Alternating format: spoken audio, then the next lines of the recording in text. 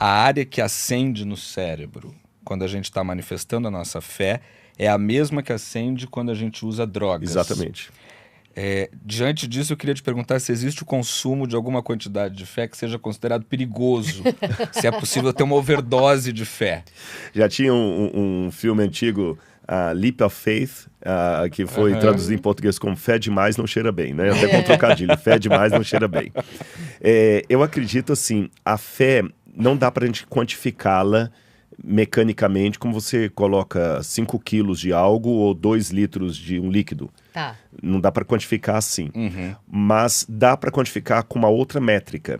Existe a fé distorcida. E a fé distorcida é um perigo. Que interessante, a mesma Bíblia que em alguns momentos me incentiva a crer, em outros momentos me incentiva a descrer. Vou dar exemplos. A fé positiva, a fé que salva. Essa fé ela pode ser do tamanho de um grão de mostarda e ela poderá remover montanhas. Então, vê que não é quantitativa. Claro. A fé que é nociva é aquela fé que até os demônios creem. Os demônios creem. O demônio não é um ateu. Pelo contrário. Os demônios creem e estremecem, né? Mas eles não acreditam em Deus, no sentido do relacional. Lembra que eu falei fidesquai, fidesque? Então, a fé, quando ela é distorcida, ela se torna um instrumento na mão do mal.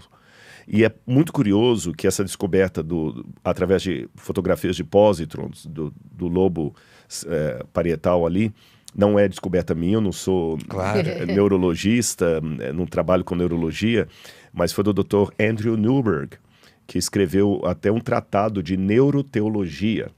E ele escreveu um livro, Por que Deus Não Quer Ir Embora? E o Dr. Andrew Newberg, ele coloca esses detalhes, que é muito interessante que a mesma área cerebral que é ativada por motivação espiritual é que é ativada por drogas pesadas. Lá no Museu do NASP, nós temos alguns vasos interessantes, são chamados vasos cipriotas. E esse vaso, ele tem o formato da flor da papoula. E existem alguns estudos que indicam que a base dele, eu não vou fazer aqui porque a caneca está cheia d'água, mas você vira, ele tem a alça. Sim. Você vira e a base dele aqui, dava para colocar ali alucinógeno que você queimava e cheirava aquilo ali. Então você se embriagava com o que estava dentro do copo, depois virava e intoxicava com... você cheirava aquela fumaça que queimava nele ali. E a Bíblia fala de muitos falsos profetas que cambaleavam daqui para lá e tudo. E arqueologicamente nós nos perguntamos se alguns desses falsos profetas não entravam em transe místico pelo efeito alucinógeno. Caramba! Sabe? Por quê? Agora vamos espiritualizar isso. Quando você está sob efeito de uma oração, você está abrindo a sinapse mental para que o Espírito Santo entre e use você. Sim. Alguns tipos de drogas abrem o mesmo espaço E para quem entrar? para um espírito maligno entrar. Vocês estão notando que até a dimensão espiritual e material, embora sejam distintas, as dimensões, elas entram em confluência. Claro. Tá certo? Elas entram em confluência, porque eu não acredito naquele dualismo grego que separa o mundo espiritual platônico, né, o mundo de Platão, né, que separa o mundo das ideias da razão do mundo da matéria. Não. No mundo bíblico, o material e o espiritual, eles entram em confluência. O espírito habita a matéria. Então, é muito perigoso. Por isso que temos que preocupar com aquilo que comemos, com aquilo que bebemos, com aquilo que colocamos na nossa mente, porque nós estamos propiciando a mente para ser usado por um espírito de Deus ou um espírito inimigo do Espírito de Deus. E é muito importante, eu acho, você mencionar isso justamente porque a gente já falou de psiquiatria, de medicação. Você é uma pessoa que teve uma depressão muito profunda, séria. severa. Você tentou eliminar, acabar com a sua vida num dado momento. Foi resgatado por aquela mulher que desceu ali, foi até o seu lado, no Sevis, e falou, eu precisava vir aqui. Teve um chamado que fez eu vir aqui. Essa senhora correndo o risco de perder o emprego, ela falou, algo mandou eu vir aqui para ajudar o Rodrigo. Era um chamado que vinha dela. Então, é muito importante, eu acho, a gente deixar claro, porque as pessoas confundem um pouco a abstração das dores da vida a partir da droga ou de qualquer vício com a utilização de um medicamento para tentar se encaixar nesse mundo físico do qual a gente faz parte.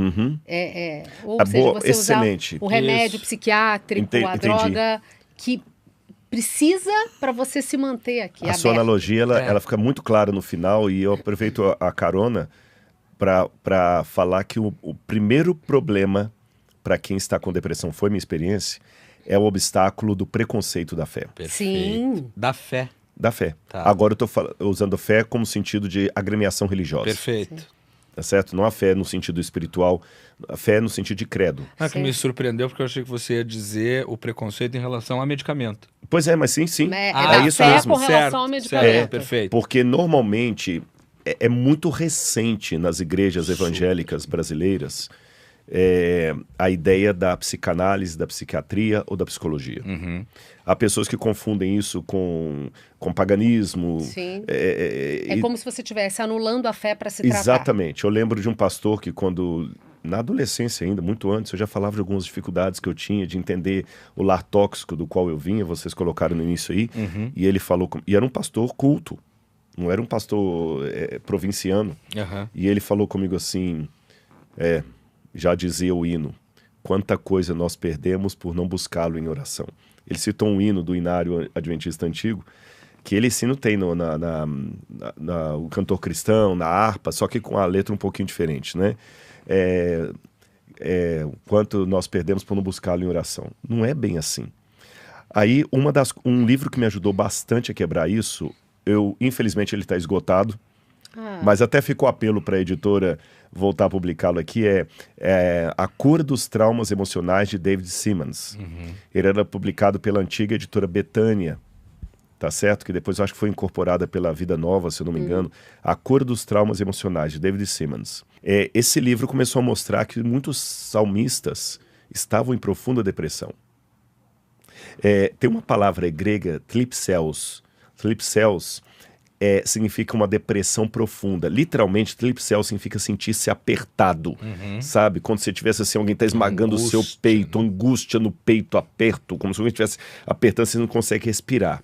Essa palavra thlipseus, ela é tão forte para significar depressão, que existe um remédio na Europa que o nome é parecido com thlipsilina, uma coisa assim, porque vem de thlipseus.